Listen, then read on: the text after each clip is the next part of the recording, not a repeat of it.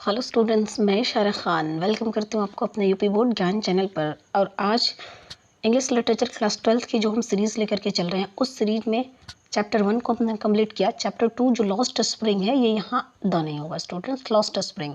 इसके first part को हमने कंप्लीट किया और आज हम पार्ट 2 को कवर करेंगे, समरी। सो चलिए स्टार्ट करते हैं और पढ़ना शुरू करते हैं। तो ये पार्ट 2 है लॉस्ट स्प्रिंग का। I want to drive a car. मैं एक कार चलाना चाहता हूँ। Mukesh insist on being his own master. Mukesh थोड़ा जोर देते हुए कहता है और वह खुद का मालिक बनना चाहता है। I will be a motor mechanic. मैं एक मोटर मैकेनिक बनूंगा। ही अनाउंसेस। वह कहता है, गर्व से कहता है। Do you know anything about cars? I ask. मैं पूछती हूँ कि क्या तुम कार के बारे में कुछ जानते हो? I will learn to drive a car. He answers. वो जवाब देता है कि मैं कार चलाना सीख लूँगा। Looking straight into my eyes. मेरे आंखों में आंखें डाल करके सीधा मुझे देखते हुए कहता है। His dreams looks like a mirage amidst the dust of streets that fill his town Firozabad, famous for its bangles। उसकी जो ड्रीम था ना, सपना था, मिराज की तरह था। मिराज मतलब रेगिस्तान में एक ऐसी पौधा है जो लगता है कि उसके नीचे पानी है, बट सामने आप जाएंगे तो कुछ होता नहीं है। मतलब कुल मिला के कहने का कि वो सपने जो कभी पूरे ही नहीं होने वाले थे, वो भी फिरोजाबाद के उन गलियों में जो धूल से भरपूर था। केवल और केवल वो गलियां बेंगल सेट मीन्स छुरी बनाने के लिए फेमस है। उस गली में रह करके ये बच्चा सपने देखता है जो कभी शायद पूरे नहीं होने वाले थे। Every other family in Firozabad is engaged in making bangles. और फिरोजाबाद में रहने वाला हर दूसरा परिवार एक ही काम में बिजी है और वो है बैंगल मेकिंग, चूड़ी बनाना। It is the center of India's glass blowing industry where families have spent generations working around furnaces। और ये भारत का सबसे बड़ा ग्लास उद्योग सेंटर है, केंद्र है, यानी चूड़ी मेकिंग उद्योग धंधे का केंद्र है, जहाँ पर परिवार जनरेशंस पीढ़ी दर पीढ़ी बिता देते हैं फर्नेस के पास। इट मीन्स भट्टी के पास। वेल्डिंग ग्लास, शीशे को वेल्डिंग करते हुए, जोड़ते हुए। Making bangles for all the women in the land. इस धरती पर रहने वाले उन तमाम औरतों के लिए वो बनाती हैं क्या? चूड़ियाँ। चूड़ी बनाते हुए उनकी पीढ़ियाँ दर पीढ़ियाँ बीत जाती हैं। इट सीम्स, ऐसा लगता है, Mukesh family is among them. और मुकेश का परिवार भी उन्हीं परिवार में से एक परिवार है, ऐसा लगता है लेखिका को अभी। None of them know that it is illegal for children like him to work in the glass furnaces with high temperatures in digging cells without air and light। उनमें से किसी को नहीं पता है कि मुकेश जैसे बच्चे को काम कराना, वो भी भट्टी में ले जाकर के, ग्लास भट्टी में ले जाकर के, जहाँ टेम्परेचर बहुत हाई होता है और कोई खिड़की, कोई रोशनदार, कोई वेंटिलेटर्स नहीं होता है, ना वहाँ हवा पहुँचती है और ना ही सूर्य का प्रकाश पहुँचता है। और ऐसे में बच्चे को ले जाकर के काम कराना ये इलीगल है, अवैध काम है। That the law, if enforced, could get him and all those 20,000 children out of the hot furnaces where they slog their daylight hours, often losing the brightness of their eyes।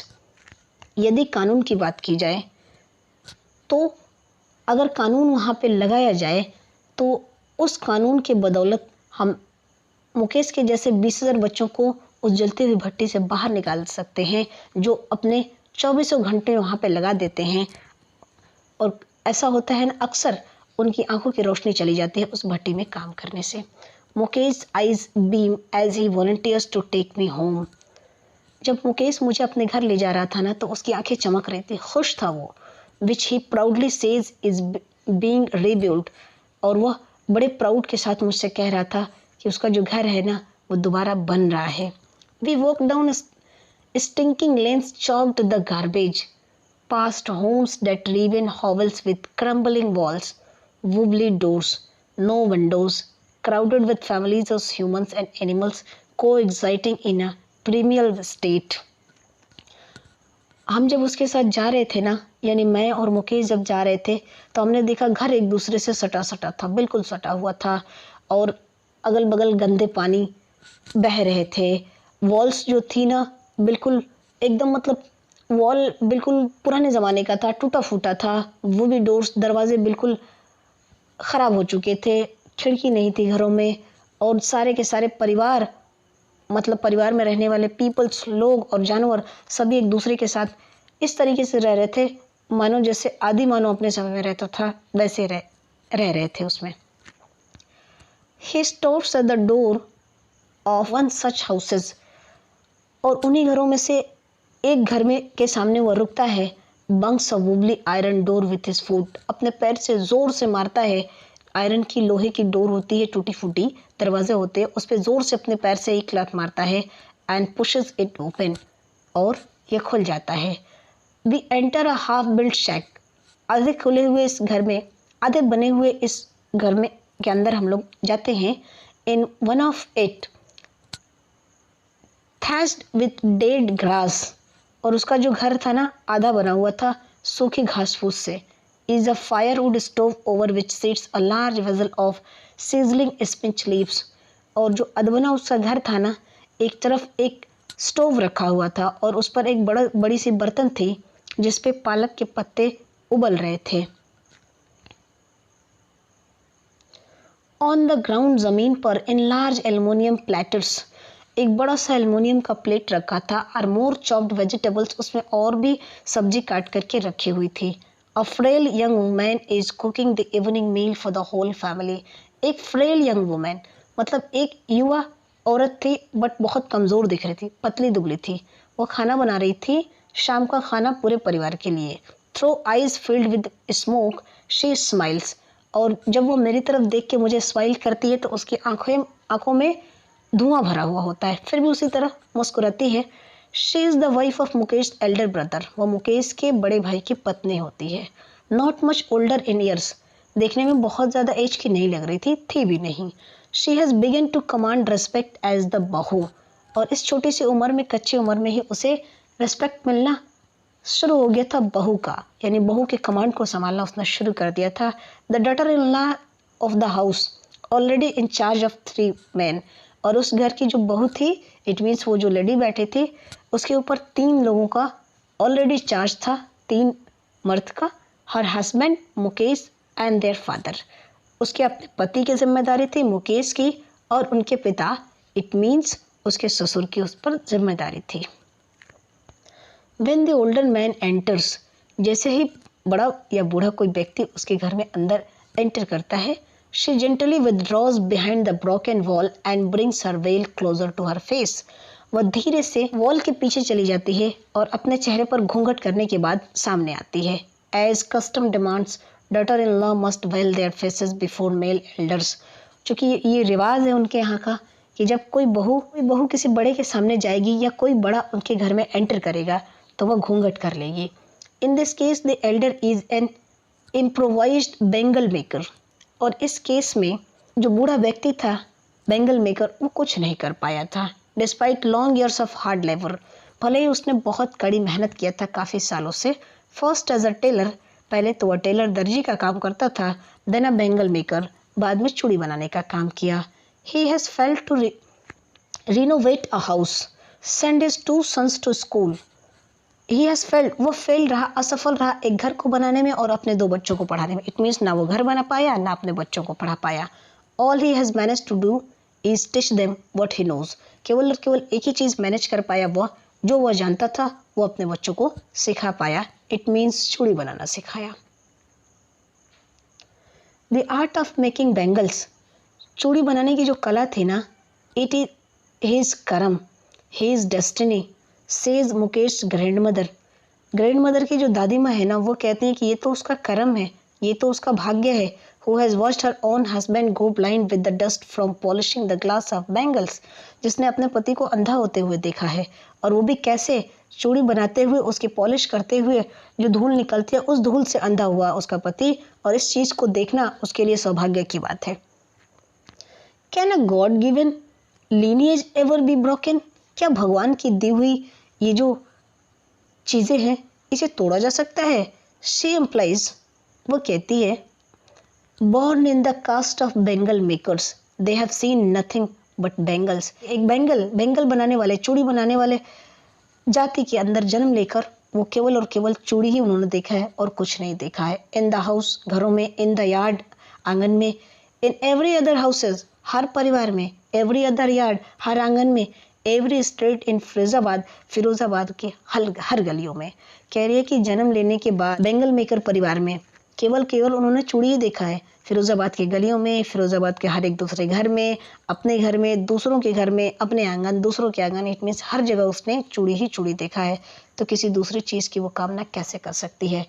Spirals of bangles, चूड़ियों का जो ढेर था ना, Sunny gold, paddy green, royal blue, pink, purple, every colour born out of the 7 colours of the rainbow. उस चूड़ी के ढेर में सारे कलर थे। सनी गोल्ड सुनहरा गोल्डन कलर था, पैडी ग्रीन धान के जैसा हरा कलर था, राजशाही ब्लू कलर था, पिंक गुलाबी, पर्पल सब कलर का था। रेनबो में जैसे सतरंगी कलर होते हैं, सभी रंग की चूड़ियां थी। लाई इन माउंट्स इन अनकेप्ट यार्ड्स, और यूं ही आंगन में पड़ी हुई थी, बिखरी हुई थी बहुत सारी चूड़ियां। आर पाइल्ड ऑन 4 व्हील्ड हैंडक्राफ्ट्स, फिर उसे इकट्ठा किया जाता है और हाथ से चलाने वाली जो 4 पहिए की गाड़ी होती है ना, pushed by the young man, उस पर लाद दिया जाता है और फिर एक आदमी उसे धक्का देते हुए along the narrow lens of shanty town, उस फीके पड़े हुए टाउन के पतले पतले संकरे गलियों से लेकर के जाता है।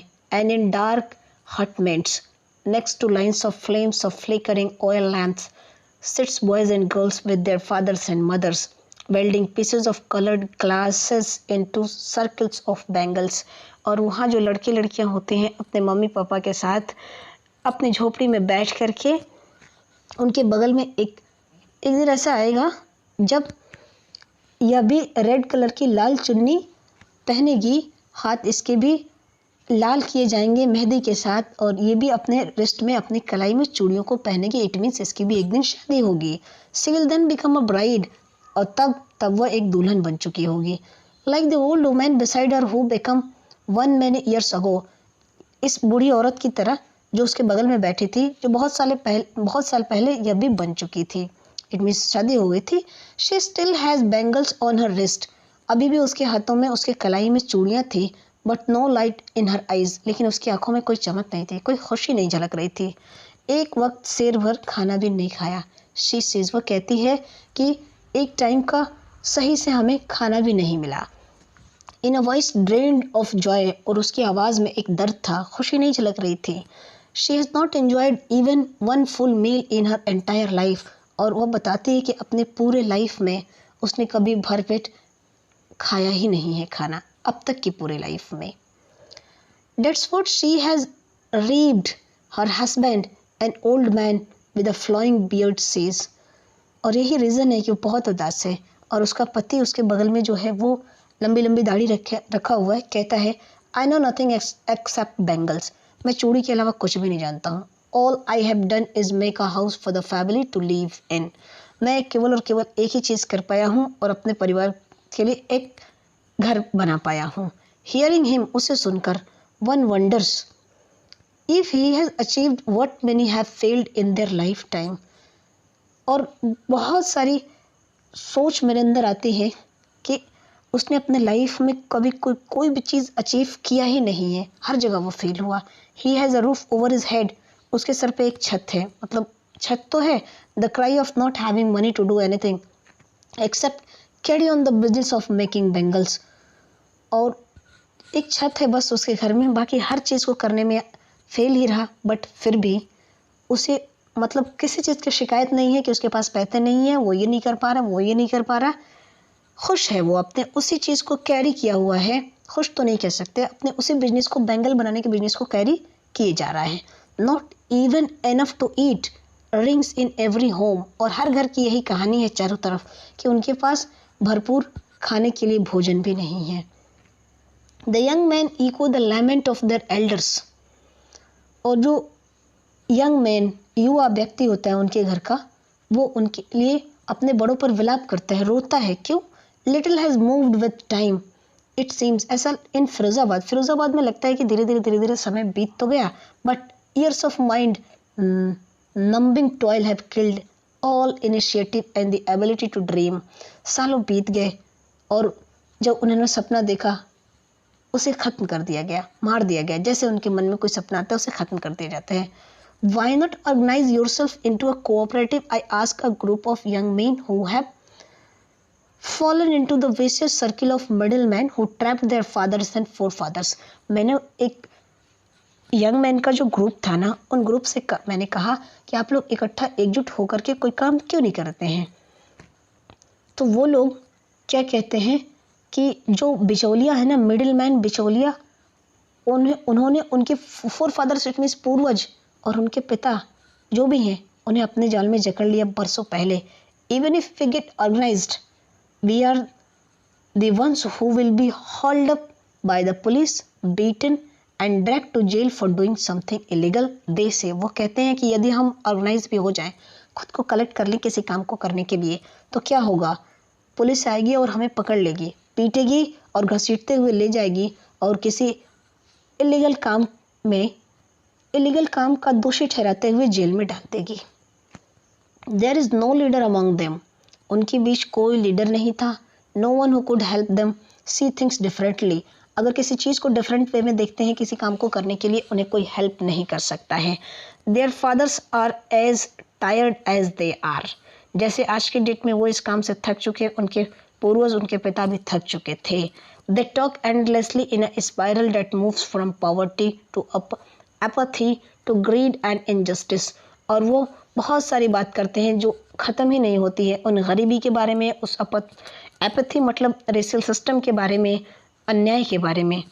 लिसनिंग टू देम, उनको सुनकर, आई सी टू डिस्टिंक्ट वर्ल्ड्स, मैंने दो डिफरेंट संसार को देखा या देखती हूँ। One of the family caught in a web of poverty,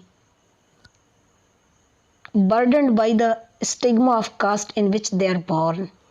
एक वो परिवार जो गरीबी के मारे इन बिचौलियों के जाल में फंस गए हैं और बहुत सारे बर्डन्ड इन पर हैं। क्योंकि उन्होंने उस जाति में जन्म लिया, इसलिए वो कभी आज़ाद हो ही नहीं सकते। The other a vicious circle of the sahukars, the middleman, the policeman, the keepers of law, the bureaucrats and the politicians, और दूसरा एक संसार वो जो साहूकार का था, बिचौलियों का था, पुलिस का था और कानून के रखवालों का था, और जो ब्यूरोक्रेट्स इट मीन्स न्यूज़ वालों का था, पॉलिटिशियंस राजनीतिज्ञ का था, कि ये लोग कितने ठाट से आराम से रहते थे, काम कोई और करता था और मज़ा ये लोग लेते थे।